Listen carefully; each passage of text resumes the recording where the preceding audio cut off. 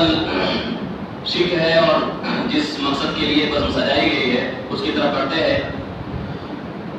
سب سے پہلے میں مدعو کرنا چاہوں گا جناب محترم مولانا مرتضیٰ قاسمی صاحب کو کہ وہ آئیں اور مسلمانوں کا ہندوستان میں دور حکومت کیسی رہی ہے اس پر روشنی ڈالیں.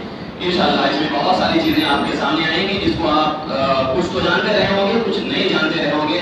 ساری چیزیں انشاءاللہ جانیں گے کہ مسلمان کیا کچھ دیے اس ہندوستان کو اور کیا کچھ آج ان کو دیا جا رہا ہے, کیسا سلوک انہوں نے کیا تھا, کس طرح سے وسیع القلب وہ تھے کہ دریا دلی دکھا کر کے سب سے بڑے بڑے عہدوں پر ان کو یعنی کہ جو ہمارے ہم وطن ہیں ان کو فائز کیا تھا, ان کو بڑے بڑے عہدے عطا کیے تھے. اور آج یہ ہے کہ معمولی عہدوں پر ہیں تو ان کو بھی قریت کر کے نکال دیا جا رہا ہے, ان کو بھی باہر کا راستہ دکھانے کی کوشش کی جا رہی ہے. جو کسی لائق ہے ان کو مٹانے کی کوشش کی جا رہی ہے. لیکن مسلمانوں نے کیا کچھ دیا ہے, کیا کچھ کتنا کی بڑا دل دکھایا ہے, وہ ساری چیزیں انشاءاللہ کہ مولانا محترم آپ کے سامنے بیان کریں گے.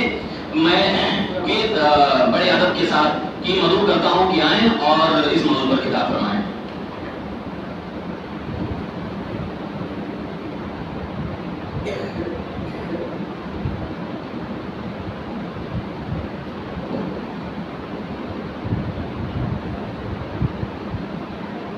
السلام علیکم ورحمۃ اللہ وبرکاتہ. الحمد للہ رب العالمین والعاقبۃ للمتقین والصلاة والسلام علی اشرف الانبیاء والمرسلین نبینا محمد وآلہ واصحابہ اجمعین. قال اللہ عز وجل وزروع ومقام کریم ونعمۃ كانوا فیہا فاکہین. صدر مجلس, ہمارے علماء کرام اور حاضرین,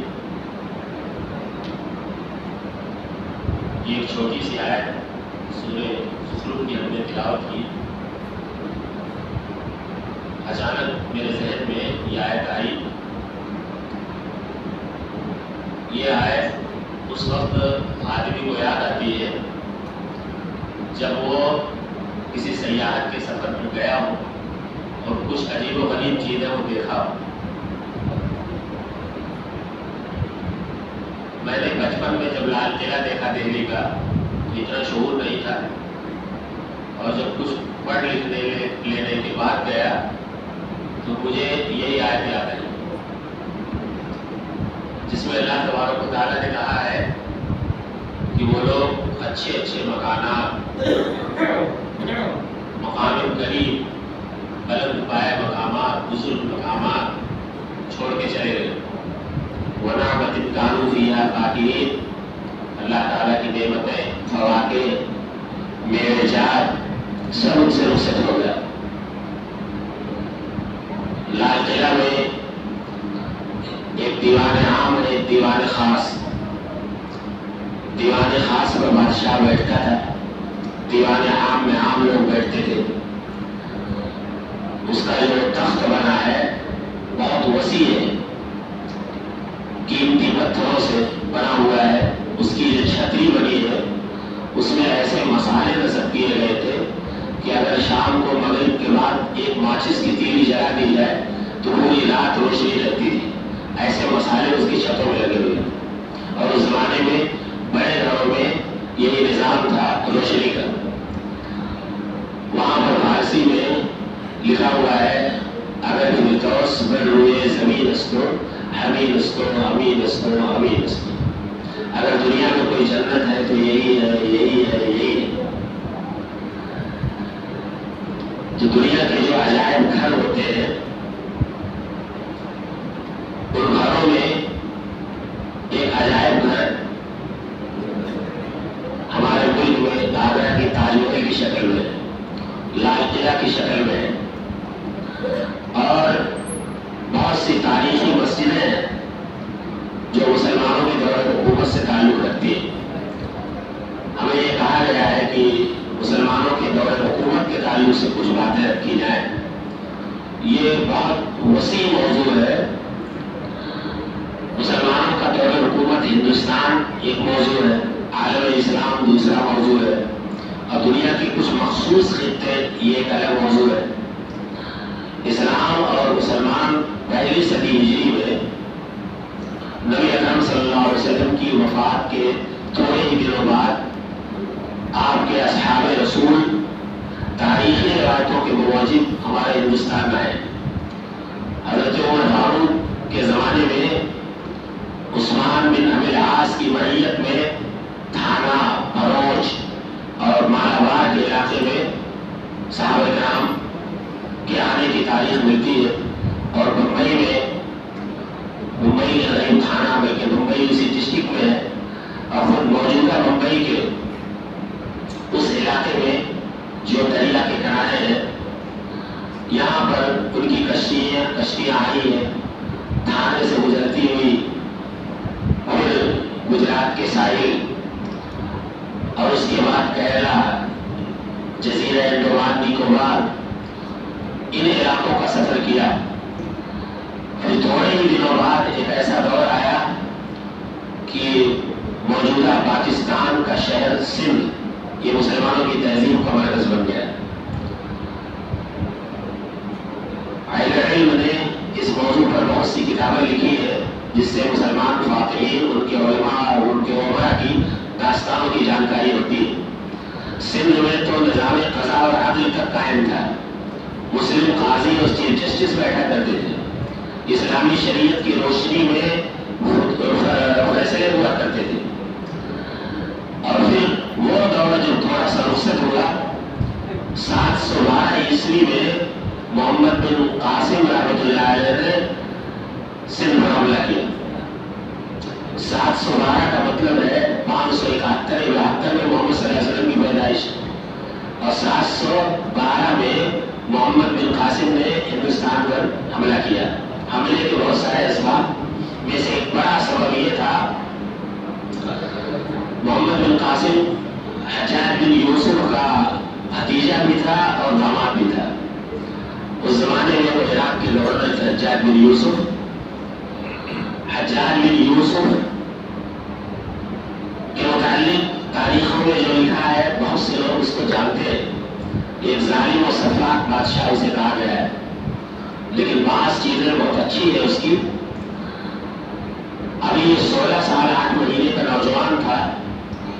ایک دن رات کو وہ اپنے مکان کے چھت کے اوپر سے آسمان کی طرف دیکھ رہا ہے، آنکھیں نمنیدہ ہیں، اور نہایت ہی مفکرانہ انداز سے وہ آسمان کا اور سمندر کا مطالعہ کر رہا ہے۔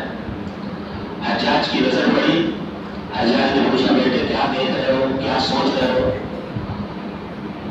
کہا، امی محترم، میں ہندوستان جانے کے راستے کی تجویز کر رہا ہوں۔ ہمارے جانکاری میں یہ بات آئی ہے کہ عربوں کا ایک قافلہ ہندوستان کی طرف گیا ہوا تھا، جس میں کچھ مسلمان بہو بیٹیاں تھیں جن کو ہندوستان کے سندھ پرانت کے راجہ دائر نے اغوا کر لیا۔ تو میں نے عہد کیا ہے کہ جب تک میں ان خواتین کو چھڑا نہیں لوں گا تب تک میں سکون کی نیند سے سوؤں گا نہیں، میری رات کی نیند حرام ہو چکی ہے۔ تو گویا وہ اپنے مکان کے چھت پر کھڑا ہو کر کے ایک نقشہ تیار کر رہا ہے کہ ہندوستان کیسے جائے۔ 6000 اور 7000 دو ملا کر کے 12 یا 13,000 فوج، کچھ حجاج نے دی، کچھ اپنی فوج اس نے تیار کی۔ 12 یا 13,000 کے لشکر پر مشتمل یہ وقت ہندوستان کے ساحل پر آیا، سندھ کے، اور راجہ داہر سے جو اس وقت کا راجہ تھا اس سے مقابلہ ہوا۔ راجہ داہر کی فوج کی تعداد 1 لاکھ سے زیادہ تھی، اور 12,000 سپاہیوں نے،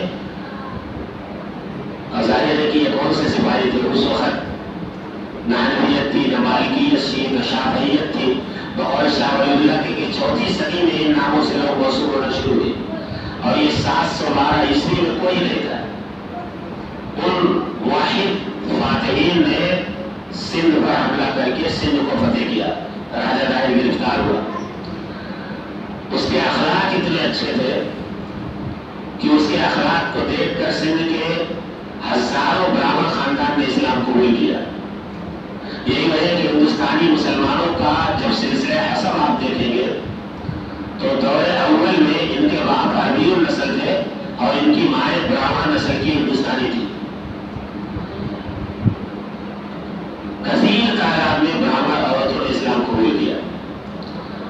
اس میں محمد بن قاسم کا کوئی دباؤ نہیں تھا. محمد بن قاسم رحمۃ اللہ علیہ اور سلطان صلاح الدین ایوبی رحمہ اللہ یہ اپنی فوج کے سپاہیوں کو اتنا ٹائٹ رکھتے تھے کہ کسی غیر محرم عورت سے بات کرنا تو الگ بات ہے، وہ جس کیمپ میں ہو اس کی طرف جانا بنا تھا. اور صلاح الدین ایوبی کو بہت آزمایا گیا اس معاملے میں. یورپ نے، یورپین تہذیب کے بلداتوں نے صلاح الدین ایوبی کے کیمپ میں تربیت یافتہ نوجوان لڑکیوں کو بھیج کر ان کے ایمان کو ڈگمگانا چاہا، لیکن صلاح الدین ایوبی مرحوم کبھی جھکا نہیں، کبھی ان کے ناز و نخروں میں نہیں آیا. یہاں تک کہ مورخین نے لکھا ہے کہ 3-4 سال کی مسلمان گھرانوں کی بچیوں کا اغوا کر کے لاتے تھے اور ان کو عربی کی مضبوط تعلیم دیتے تھے تاکہ وہ مسلمانوں کے کیمپ میں گھس کر کے وہ تخریب کاری کر سکے. 20-22 سال کی عمر میں جب لڑکیاں پہنچتی تھی نوجوان ہو کے تو تعلیم سے بھی لیس ہوتی تھی، اتنی عربی جانتی تھی کہ بڑے بڑے علماء ان سے گفتگو کرتے تھے، اس فصاحت اور بلاغت کے ساتھ وہ گفتگو کرتی تھی. مقصد ان کا تھا کہ یہ انہی کی نسل کی بیٹیاں ہیں اور ہمارے یہاں پرورش پا کر کے جا کے مسلمانوں کی فوج میں ان کے کیمپ میں جا کر کے تخریب کاری کرے جس سے ان کا ایمان خراب ہو اور یہ قوم یا صلاح الدین ایوبی کی جماعت جو ہے وہ اشکاری اور زناکاری میں مبتلا ہو جائے تو ہم ان کے اوپر فتح پا لیں. لیکن دنیا دیکھتی رہ گئی اور صلاح الدین کامیاب ہو گیا. امیر المومنین عمر بن خطاب کے بعد وہ پہلا فاتح تھا جس نے بیت المقدس کو فتح کیا. محمد بن قاسم رحمۃ اللہ علیہ نے 712 میں سندھ کو فتح کیا. بعض وجوہات کی بنا پر اس وقت کے خلیفہ ولید نے ان کو بلایا اور راستے میں ان کو پھانسی دے دی گئی. لیکن ہندوستان میں ایک بنیاد پڑ گئی ایک ایسے مسئلے پر کہ ہماری لڑکیوں کا، ہماری بہو بیٹیوں کا اغوا کیا گیا ہے، ہم ان سے انتقام لے لیں. یہ سبب بنا ہندوستان آنے کا. پھر اس نے جو ذہن دیا، جو اسلام دیا وہ پیور اسلام تھا، اوریجنل اسلام تھا. بعد میں جو ہندوستان میں اسلام پھیلا وہ سوریا کا اسلام تھا، پیر و مرشدوں کا اسلام تھا. اس میں بہت سی گڑبڑیاں آئی. مسلمان کافی تعداد میں ہمارے علماء اور بزرگوں کے اخلاق کو دیکھ کر کے اسلام قبول کیا، لیکن دور اول میں صحیح عقیدہ، صالح اخلاق کو دیکھ کر لوگوں نے اسلام قبول کیا. یہ سلسلہ چلتا رہا اور نظام قضا اور عدل قائم رہا اور سندھ پر ایک طریقے سے اسلامی حکومت قائم رہی. وہ دور آیا سن 1000 کے قریب. اس ملک ہندوستان میں محمود غزنوی آئے. یہ سوختگین کے لڑکے تھے. سلطان محمود غزنوی رحمۃ اللہ علیہ ایک بہت بڑے عالم اور انشا پرداز تھے. سلطان محمود کو عام طور پر لوگ ایک بادشاہ جانتے ہیں. وہ ایک عالم آدمی تھا اور بہت بڑا انشا پرداز تھا. بہت علمی مجلس منعقد کرایا کرتا تھا. تاریخ میں یہ مذکور ہے کہ سلطان محمود کے دسترخوان پر 500 علماء کھانا کھاتے تھے. 500 علماء کو روزانہ دسترخوان پہ کھانا کھلانا بہت بڑی بات ہوتی ہے. اور نماز عصر کے بعد ایک علمی مجلس لگا کرتی تھی جس میں بحث و تمیز کے ذریعے مسائل کو سمجھا جاتا تھا. سلطان محمود غزنوی رحمۃ اللہ علیہ ہندوستان میں ایسے نہیں آئے. عام طور پر کہا جاتا ہے کہ وہ لٹیرا تھا، وہ شکن تھا اور وہ یہاں کی دولت کو لوٹ کر کے چلا گیا. بھائی ایسی بات نہیں ہے. فاتح جب کہیں جاتا ہے تو اس کا مقصد لوٹنا ہی نہیں ہوتا. فتوحات کے دروازے جو کھلے ہیں اس کے لیے بھی جماوردی کی ضرورت ہوتی ہے. ہمت عالی ہونی چاہیے، ظرف ہونا چاہیے. جن کے رگ و ریشے میں یہ تحریک ہوتی ہے وہ زمین پر بیٹھتے نہیں ہیں. سلطان محمود جب ہندوستان میں آئے تو مہارانی کچھ بیوہ ہو گئی تھی. کچھ گجرات کا علاقہ ہے، وہاں کی جو مہارانی تھی کچھ کی وہ بیوہ ہو گئی تھی. اور اس زمانے میں ہندوستان میں یہ رسم تھی کہ جس کا شوہر مر جائے اس کی پتنی اس کے چتا میں جل کر کے خود مر جائے، یعنی عورتوں کو زندہ رہنے کا حق نہیں دیا جاتا تھا. پتنی کو پتی کی چتا میں جل کے راکھ ہونا پڑتا تھا. تو مہارانی کش نے سلطان محمود کو خط لکھا کہ میں نے سنا ہے کہ آپ کے مذہب میں عورتوں کو زندگی دی گئی ہے، دوسری شادی کی اجازت دی گئی ہے، اور اس سے بھی بڑی بات یہ کہ ان کو زندگی میں گزارنے کا اور جینے کا حق دیا گیا ہے. ہمارے سماج میں تو زندگی جینے کا بھی حق نہیں دیا گیا ہے. اس لیے میں آپ سے مدد کی خواستگار ہوں، آپ میری مدد کریے. سلطان محمود اس کے لیٹر پر ہندوستان آیا اجین کے راستے سے، اور اگر اس کا آنا اتنا برا تھا تو ہندو راجوں نے اس کی مدد کی، ورنہ اجین میں محمود غزنوی کا قتل ہو جاتا. ہندو رجواڑوں نے محمود غزنوی کے حملے کا ساتھ دیا ہے. پھر سومناتھ پر حملہ ہوا. میں ایک بات اور دور کر دوں، یہ لوگ کہتے ہیں مسلم فاتحین نے مندروں پر حملے کیے. ایک قاعدہ ہے کہ جب دنیا کی کوئی بھی فوج کسی جگہ کو قلعہ بنا لے گی تو اس کی حیثیت قلعہ کی ہوگی، مسجد یا مندر کی نہیں ہوگی. اگر مسلم فوج بھی کسی مندر میں بنا لے گے تو فاتح قوم یا حملہ آور قوم کے لیے وہ مسجد اب قلعہ کی حیثیت رکھے گی. اگر اس وقت مسجد حملہ میں توڑ دی جاتی ہے تو مجرم نہیں کہا جائے گا. اسی طرح سے وہاں کا جو راجا تھا سومناتھ کا، اس نے جے چند، اس نے مندر کو، سومناتھ کی مندر کو قلعہ بنا لیا. اور جب تو قلعہ ہی پر ہوگی، جب قلعہ بنایا گیا تو جب قلعہ پر ہوگی. تاریخ میں اس کی بڑی لمبی چوڑی داستان ہے کہ سلطان محمود جب ہندوستان آئے 17 آکرمن انہوں نے کیا، 17 حملے کیے، ناکام ہوتے رہے، 17 ابھی تک کامیاب ہوئے. انہوں نے دیوار پر ایک چیوٹی کو چڑھتے ہوئے دیکھا، ہوا کا جھونکا آتا تھا، چیوٹی گر جاتی تھی، پھر چڑھتی تھی، پھر گر جاتی تھی. تو سلطان محمود نے کہا کہ اتنی نحیف جسامت، چیوٹی جب ہمت نہیں ہارتی تو ہمیں نہیں ہمت ہارنا چاہیے. اس نے 17واں حملہ کیا اور ہندوستان میں حکومت کرنے میں کامیاب ہو گیا. اور یہ حملے اس وجہ سے ہوتے تھے کہ پہلے کے زمانے میں رجواڑے تھے، متحدہ ملک نہیں تھا، زمین کے بہت سے حصوں کا متحدہ ملک نہیں تھا. علاقائی حکومتیں ہوا کرتی تھی، رجواڑے ہوا کرتے تھے، چھوٹے چھوٹے اسٹیٹ ہوتے تھے. یہ اکھنڈ بھارت جو ہے مغلیہ سلطنت میں اورنگزیب کے زمانے میں ہوا ہے. اس کے پہلے اکھنڈ بھارت نہیں تھا، سب الگ الگ رجواڑے تھے، الگ الگ علاقے تھے، کوئی پورے ملک کے نام سے اس کو نہیں جانتا تھا. تو سلطان محمود نے ان کی دعوت پر آ کر یہاں حملہ کیا اور انہوں نے اس کو قلعہ بنایا، اس لیے سومناتھ پر حملہ ہوا. تو ہمیں یہ جواب دینا چاہیے کہ جو قوم کسی مسجد یا مندر یا گرودوارے کو قلعہ بنائے گی، فاتح وہی پر حملہ کرے گا، وہ دوشی نہیں ہوتا. دوسری چیز یہ تھی کہ سومناتھ کا مندر بہت مالدار تھا. سومناتھ کے مندر میں جو گھنٹی لٹکائی گئی تھی وہ 500 من سونے کی زنجیر میں لٹکائی گئی تھی، اور اس میں اتنی سرنگیں تھی، اتنے تہخانے تھے. یہ کتاب میں نے پڑھا تھا مقدس دیوداسی، اس میں لکھا ہوا تھا کہ سومناتھ کے مین بت پر جب کوئی لڑکی پوجا کرنے جاتی تھی تو اس میز نما ایک چبوترا تھا. اس لڑکی کو جب وہ خوبصورت ہوتی تھی تو لفٹ کے ذریعے اس کو نیچے کھینچ لیتے تھے، یعنی تہخانے میں. اور عوام میں یہ مشہور کر دیا جاتا تھا کہ یہ دیوی جی کو پیاری ہو گئی، دیوی جی نے ان کو قبول کر لیا. حالانکہ ایسا نہیں تھا، ایک دھوکہ تھا. ایک پٹ لفٹ ہوتی تھی، جو لڑکی وہاں جا کر کے مون دھارن کرتی تھی، اس کو اگر وہاں کے پروہتوں کو پسند آ جاتی تھی تو لفٹ کے ذریعے ان کو نیچے کھینچ دیا جاتا تھا. پھر تہخانوں میں وہ دیوداسی بن کر کے رہا کرتی تھی اور بہت سارے زنا جیسے حرکات ہوا کرتے تھے اور ان کے ساتھ ناروا سلوک کیا جاتا تھا. ایسی ایسی لاشیں ملی ہیں محمود غزنوی کے حملے میں کہ ان عورتوں کا مستقل بلاತ್ಕಾರ کر کے، ان کے ساتھ زنا کر کے ان کو سرنگوں کے راستے سے دریا میں ڈال دیا جاتا تھا.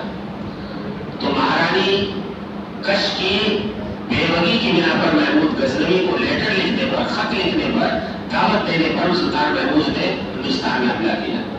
البتہ یہ بات ضرور کہی جائے گی کہ سلطان محمود ایک جگہ رہنے کا قائل نہیں تھا. بہت دن وہ ہندوستان میں نہیں رہا.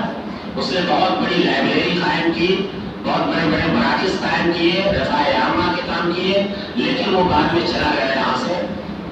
سلطان محمود کے دور کے بہت بڑے محدث گزرے ہیں قفال بروزی رحمۃ اللہ علیہ۔ سلطان محمود کی مجلس میں وہ آتے تھے اور سلطان محمود رحمۃ اللہ علیہ باقاعدہ بیٹھتے تھے مجلس میں، سارے علماء سے ضیاء ہوتی تھی، مباحثہ ہوتا تھا، پھر اس میں جو مسلک اسے پسند آتا تھا اسے قبول کرتا تھا۔ یہی وجہ ہے کہ تاریخ میں لکھا ہوا ہے کہ یہ پہلا بادشاہ تھا جو شروع میں حنفی مسلک تھا، بعد میں وہ مسلک محدثین پر آ گیا۔ قفال بروزی رحمۃ اللہ علیہ کے سامنے ایک مناظرہ ہوا، اس مناظرے میں وضو کرنے کی جو ترتیب ہے وہ پیش کی گئی۔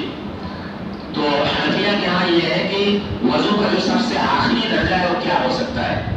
ایک دفعہ دھل لینا، الٹے وضو کر لینا، یعنی پہلے پیر دھو لینا، پھر ہاتھ دھل لینا، پھر چہرہ دھل لینا، پھر مسح کر لینا، یہ ساری ترتیب حنفیہ کے ہاں جائز تھی۔ یہاں تک کہ نماز پڑھنے میں سلام پھیرنے کے لیے ان کی کتابوں میں لکھا ہوا ہے کہ جو گوز مار کر سلام پھیرا جا سکتا ہے۔ اب گوز مارنے کا مطلب آپ لوگ کسی سے مولانا یوسف سے پوچھ لیجیے گا، یہ مسجد میں وہ جملہ ہم نہیں استعمال کرنا چاہ رہے ہیں، یہ کہہ لیجیے اگر سنجیدہ سمجھ میں آئے، ہوا خارج کرنے کے ذریعے سے سلام کی جگہ ہوا خارج کر کے نماز سے فارغ ہوا جا سکتا ہے، نماز سے نکلا جا سکتا ہے۔ اس طرح کے مسائل ان کے یہاں تھے جس پر علمی بحث ہوا کرتی تھی۔ تو سلطان محمود نے قفال بروزی سے کہا کہ اب آپ بتائیے وضو کا آخری درجہ آپ کے نزدیک کیا ہے؟ تو قفال بروزی رحمۃ اللہ علیہ نے باقاعدہ پانی رکھا اور بسم اللہ پڑھا، اور جو سنت طریقہ ہے وضو کرنے کا اس طریقے سے انہوں نے وضو کیا۔ تو سلطان نے پوچھا کہ کیا یہ آخری طریقہ ہے؟ انہوں نے کہا کہ ہم شریعت کے اصولوں سے سمجھوتا نہیں کرتے، ہمارا یہ اول ہے، یہ آخری ہے، اگر سنت ہی زندہ نہیں رہ جائے گی تو دین زندہ نہیں رہے گا۔ تو اسی دن سلطان محمود نے مسلک حنفیت کو چھوڑ کر مسلک محدثین اختیار کر لیا اور تاحیات وہ اس پر قائم رہا۔ اور سلطان محمود رحمۃ اللہ علیہ نے اپنے دور حکومت میں بہت نمایاں کارنامے انجام دیے۔ اس پر لکھی ہوئی کتابیں مکے اور مدینے کی لائبریریوں میں ہیں۔ 3 ایسے بڑے لوگ ہیں جن پر ضخیم کتابیں ہیں، ان میں سلطان محمود غزنوی رحمۃ اللہ علیہ ہے، فیروز شاہ ہے اور سلطان ٹیپو سعید رحمۃ اللہ علیہ، جن پر لمبا چوڑا اتہاس مسجد نبوی کی لائبریری میں رکھا ہوا ہے۔ میں دوران حج گیا ہوں تو وہ کتاب جو میں دیکھا ہوں، پڑھنے کا موقع تو نہیں ملا ہے لیکن وہ کتاب میں نے دیکھا ہے جو کئی جلدوں میں خالی سلطان ٹیپو پر ہے۔ سلطان محمود رحمۃ اللہ علیہ ایسے حکمران تھے کہ فارسی میں ایک قصہ لکھا ہوا ہے ان کے متعلق، میں اس کی صحت کے بارے میں کچھ نہیں کہہ سکتا کیونکہ ایک تاریخ ہے، لیکن واقعہ میں جو عبرت کا پہلو ہے وہ ہمیں سمجھنے کی ضرورت ہے۔ سلطان محمود رحمۃ اللہ علیہ رات کو گشت کرتے تھے اور اپنی رعایا کی خبر لیتے تھے۔ ایک دفعہ ایسا ہوا کہ سلطان محمود غزنوی رحمۃ اللہ علیہ اپنے گھر سے نکلے اور ایک باغ کی طرف گئے، تو وہاں 4 چور بیٹھے تھے، وہ مشورہ کر رہے تھے کہ آج ہمیں ڈاکہ کہاں ڈالنا ہے۔ سلطان محمود جب وہاں پر پہنچے تو پتیوں کی کڑکڑاہٹ سے ان چوروں کو محسوس ہوا کہ کوئی نیا آدمی آ گیا، تو انہوں نے آواز لگا کر چوروں نے کہا کہ ارے میاں کون ہو تم؟ تو سلطان محمود نے کہا کہ بھائی جو آپ ہے وہی میں ہوں۔ تو چور لوگ تو چور تھے، وہ سمجھ لیے کہ یہ بھی چور ہے، چونکہ وہ کہہ رہا ہے کہ جو آپ ہے وہی میں ہوں، تو کہا اچھا آؤ۔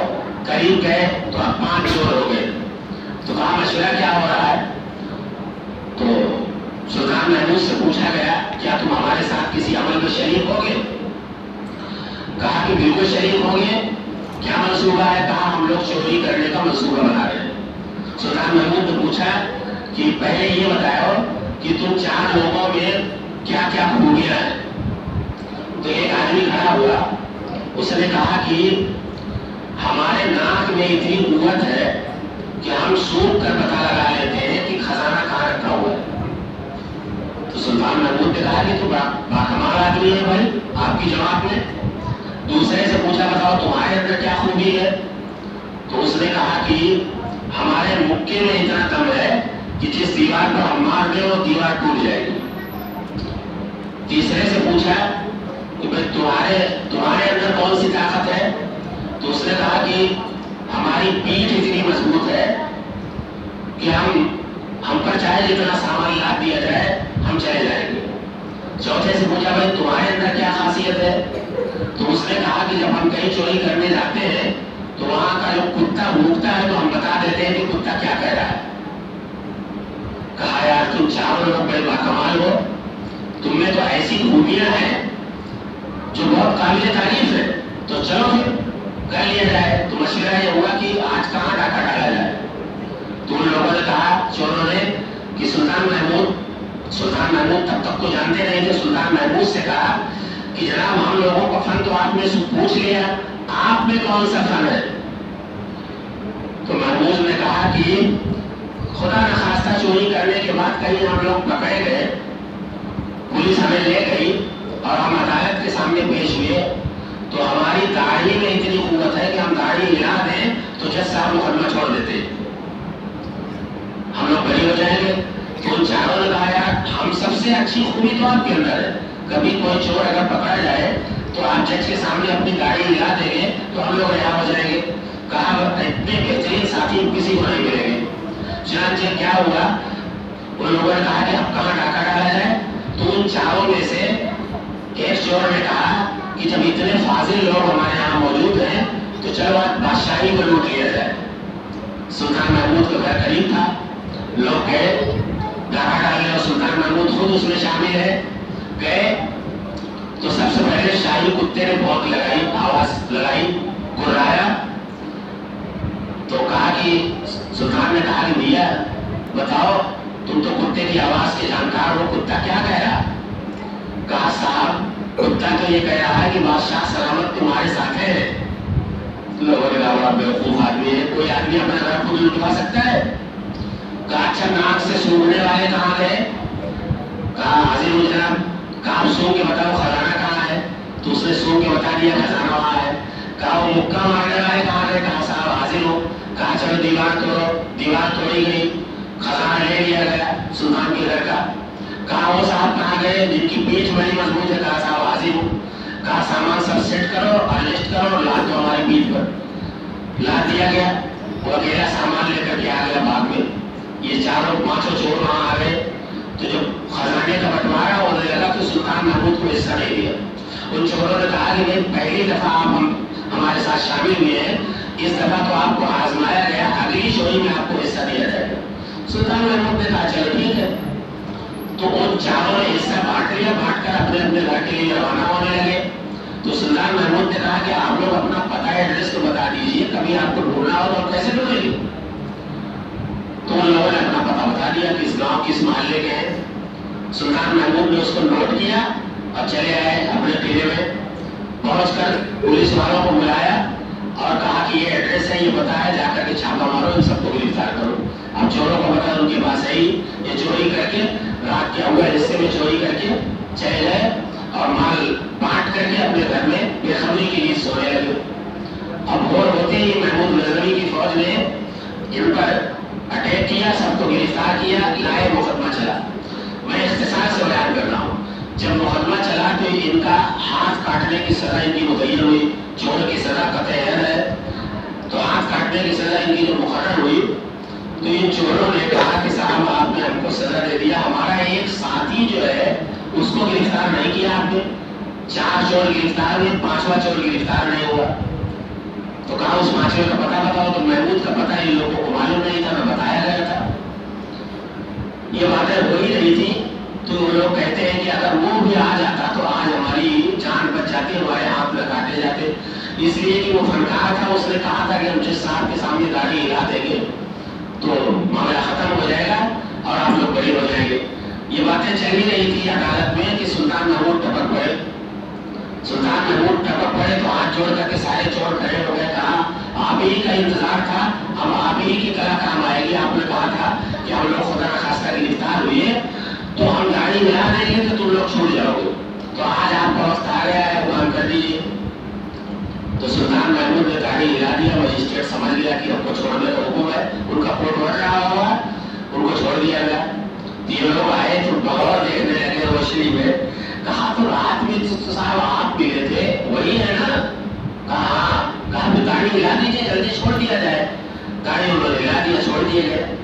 जब वो बाहर आए तो कहा जनाब ये आपकी गाड़ी में कौन सा इतना बड़ा اثر ہے کہ آپ کا مجسٹریٹ ہمیں چھوڑ دے رہا ہے؟ تو لوگوں نے بتایا کہ تم لوگ کس سے گفتگو کر رہے ہو؟ وہ سلطان محمود غزنوی خود ہے۔ تو سارے چھوڑ کے بڑے سجدے ہوئے، معافیا تلافیاں سب کرنے لگے، کہا حضور ہمیں تو معلوم نہیں تھا کہ بادشاہ کے ساتھ ہو گئے۔ تو آپ کی داڑھی لانے کا مطلب یہ تھا کہ قاضی صاحب بھی سوچ رہے ہوں گے کہ سلطان کوئی مصلحت سمجھ رہا ہے، اس وجہ سے لوگوں کو چھڑا دے رہا ہے۔ تو قاضی کے سامنے سلطان محمود ان چاروں چوروں کو لے گئے، چوری سے توبہ کرائے اور ان کو کلمہ پڑھایا، وہ اسلام میں داخل ہوئے، پھر ان کی زندگیاں بڑی نیک رہی۔ یہ ہندوستان کے ملوک اور ہندوستان کے بادشاہ تھے جن کو تاریخ میں بہت بدنام کیا جاتا تھا، بدنام کیا جاتا ہے اور کہا جاتا ہے کہ وہ لٹیرا تھا، لوٹ کر کے بھاگ گیا۔ سلطان محمود غزنوی رحمۃ اللہ علیہ نے اس طرح سے بہت سارے کام انجام دیے، بہت بڑی لائبریری اس نے قائم کی، علماء کا مرکز بنا دیا ہندوستان کو، اور اپنی رعایا کے لیے پیڑ پودے لگانا شروع کیا، لیکن کم مدت رہ کر کے وہ یہاں سے چلا گیا۔ سلطان محمود کے بعد پھر ہندوستان میں دوسرے ملک کی آمد شروع ہوتی ہے۔ الگ الگ اسٹیٹوں میں جو رجواڑے تھے وہاں مسلمانوں کی حکومت چھوٹے چھوٹے اسٹیٹوں میں تھی، لیکن باقاعدہ کسی فاتح کی شکل میں جب کوئی آتا ہے تو مغلیہ خاندان سے پہلے ایک شرقیہ خاندان تھا، لودھی خاندان تھا، غیاث الدین تغلق کا خاندان تھا، محمد بن تغلق کا خاندان تھا، خاندان غلامہ تھا، یہ سارے خاندانوں نے حکومت کی ہندوستان میں۔ خاندان غلامہ میں قطب الدین ایبک کا نام آپ نے سنا ہوگا، ان کا ایک خود ایک غلام تھا، اس نے بہت بڑا مینار بنوایا قطب مینار کے نام سے، جو دہلی میں اس زمانے کے بڑے بڑے سیاح آتے تھے، بہت متاثر ہوتے تھے۔ قطب الدین ایبک، غیاث الدین بلبن، غیاث الدین تغلق، فیروز شاہ تغلق، ان کا عائلہ زرعی بہت ہی زیادہ مشہور ہے تاریخ میں، بلکہ فیروز شاہ کے متعلق تو آتا ہے کہ اس کے زمانے میں خالص دہلی کے اندر 1000 مدرسے تھے اور مسجدیں اس کے علاوہ تھی، اتنا علماء نواز تھا۔ محمد بن تغلق، غیاث الدین بلبن اور التمش جن کو کہتے ہیں، صحیح نام التمش تھا، ان کی بیٹی رضیہ سلطانہ تھی، جنہوں نے یہ پہلی مسلم خاتون ہے جن کو بادشاہ ہونے کا شرف ہندوستان میں حاصل ہوا ہے۔ یہ تاریخی نالج اور جنرل نالج کے طور پر کبھی آپ سے پوچھا جائے کہ وہ کون سی مسلم مہیلا ہے جو ہندوستان میں بادشاہ ہوئی ہے، تو آپ کہہ سکتے ہیں کہ وہ رضیہ سلطانہ ہے، جو شمس الدین التمش جس کا باپ بادشاہ تھا، اس کی بیٹی نے اس ملک پر حکومت کیا ہے۔